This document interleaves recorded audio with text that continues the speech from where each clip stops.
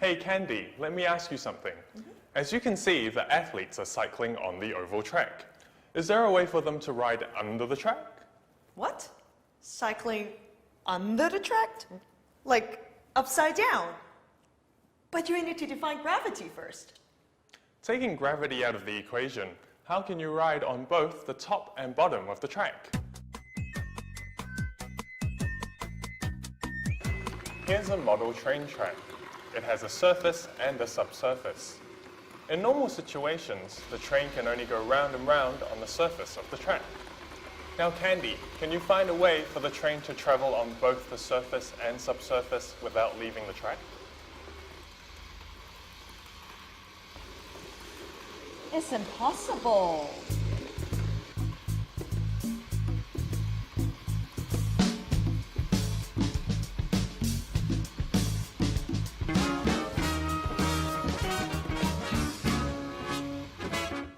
Don't restrict your thinking to accomplish facts. Try to change something and check whether it works. For example, the train or the track. Here is a strip. Think of it as the track. Make changes to it and try out some simulations. Then check the results in a real situation.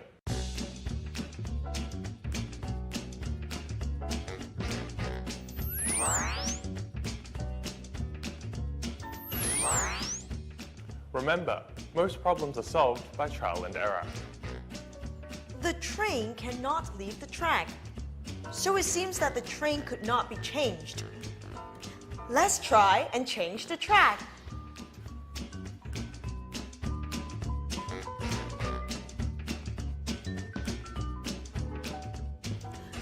Both ends of the strip are glued. Assuming the strip is the track, the train must run on the surface and subsurface without leaving it. If both ends of the strip are glued after it was twisted through 180 degrees, supposing this pen is the train, when I draw a line from here, it goes back to the origin after one round. A line has been drawn on both the surface and the subsurface of the strip, but the pen hasn't left the strip. Yes, I did it! Candy, you've just made a Mobius strip. This is a single continuous curved surface. Let's twist a rectangular strip through 180 degrees and then glue the two ends together. See? A Mobius strip is made. You've already made a Mobius strip. By observation, can you tell me the properties of a Mobius strip? A common strip has two faces, that is, the surface and the subsurface. The Mobius strip only has one face. There is no internal or external surface. The special property of this single continuous curved surface is that it has only one face. The geometry we learned in secondary school is Euclidean geometry. However, the Mobius strip is a topic in topology. What is topology? Topology seems to be quite a strange area of study, but many examples in our daily lives have something to do with it. This is one such example. There are 4 points here. Can you connect them with lines so that each point is linked to the other 3, but without having 2 lines intersecting? How would you connect the points? Let me show you.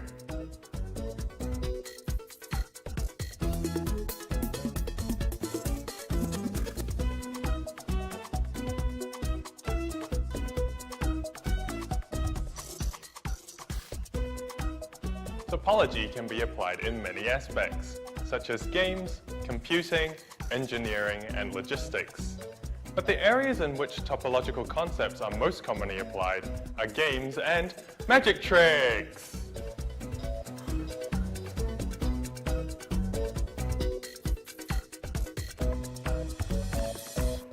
Ta-da!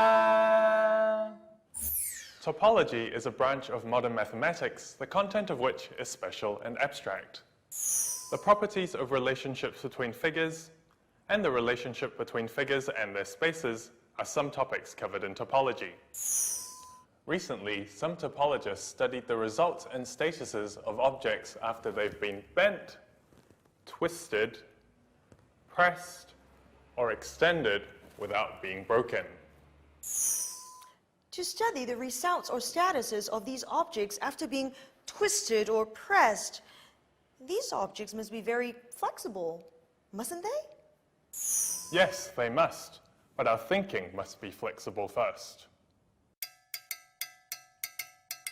In Euclidean geometry, the cube, rectangular block, and sphere are three different kinds of 3D objects. However, in topology, these three objects are topologically equivalent. Simply put, in a topologist's eyes, the shape or appearance of these three objects are the same. They are all closed 3D objects. By the nature of topological equivalence, a closed 3D object can be a sphere, cube, cylinder, or cone. It's because these objects have been compressed, twisted, or pulled apart without being broken. After transformation, the appearance of an object changes to that of another object. Correct. These transformations are similar to how we keep changing the shapes of modeling clay, but the properties of the object itself do not change. Here's another example of topological equivalence. The gloves for our left and right hand are quite similar, but they're not the same in nature. They're unique. It's uncomfortable to wear a left-hand glove on our right hand, and vice versa. No matter how the glove is twisted, a left-hand glove will always be a left-hand glove, and a right one will always be a right-hand glove.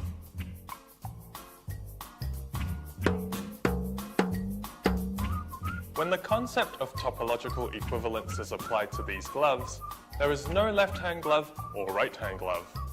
There is only a glove with a shape of 5 fingers for both hands. Comfort and fit are a matter of personal perception.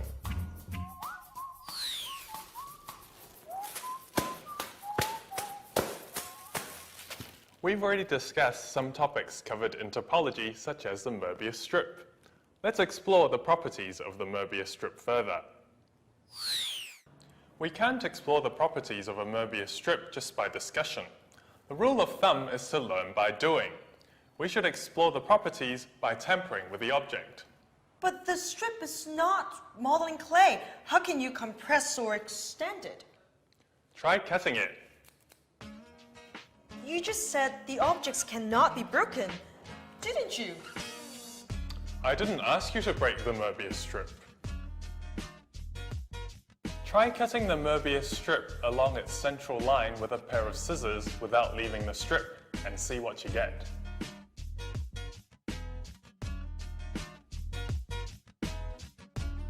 A large Mobius strip. Is it really a Mobius strip? I'll draw a line along the strip and check whether it can go through both sides.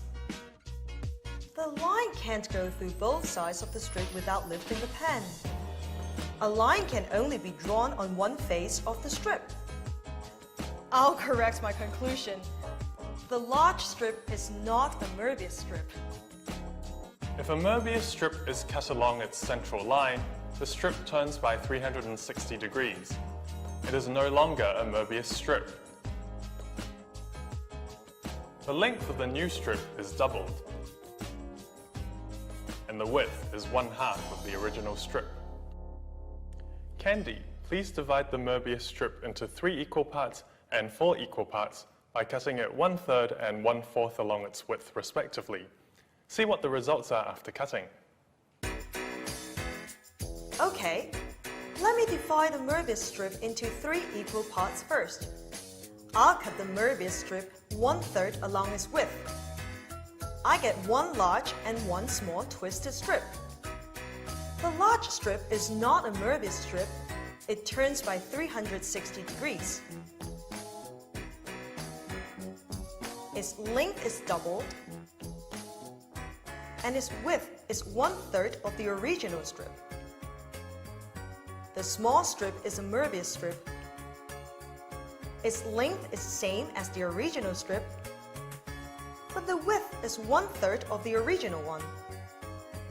Now I'll cut 1/4 along its width. Just as before, one large and one small twisted strip are formed. The large strip is not a Mobius strip. It turns by 360 degrees. Its length is doubled, and its width is 1/4 of the original strip. The small strip is a Mobius strip. Its length is the same as the original strip, but the width is 1/2 of the original one. From our observation, there is a line of equal segment left on the Mobius strip. If it is cut along this line, a strip which turns by 360 degrees is produced. This new strip is not a Mobius strip. Its length is doubled, and its width is 1/4 of the original one. That's so amazing! If we cut the strip 1/5 along its width, the result is similar to the previous cases. Candy, you can try and keep cutting. We've already discussed the properties of the Mobius strip and explored its formation. Now let's think about how the Mobius strip can be applied in our daily lives. Since the basic property of the Mobius strip is having only one face, let's attach the Mobius strip onto two wheels and create a conveyor belt. How did you come up with such an idea? Wear and tear only occurs on one face of the traditional conveyor belt. If a Mobius strip is used, then both faces of the belt will be exposed to an equal amount of abrasion. I believe the life cycle of this belt would be longer than a normal one. This conveyor belt design utilizing the Mobius strip is very practical and creative. However, the belt is turned 180 degrees and there's a knot at the pivot point. Feasibility and performance needs to be further evaluated by professionals. Can this property of the Mobius strip be applied to the design and production of tapes or ribbons for tape players, printers, correction tapes? That also needs to be evaluated by professionals. Previously, we discussed how the Mobius strip can be applied in our daily lives. Because of its uniqueness, some entrepreneurs or designers have used it as an element in company logos or product designs. Here is a value-added card. Adults, children, and elderly might have at least one. Have you ever noticed the logo on this card?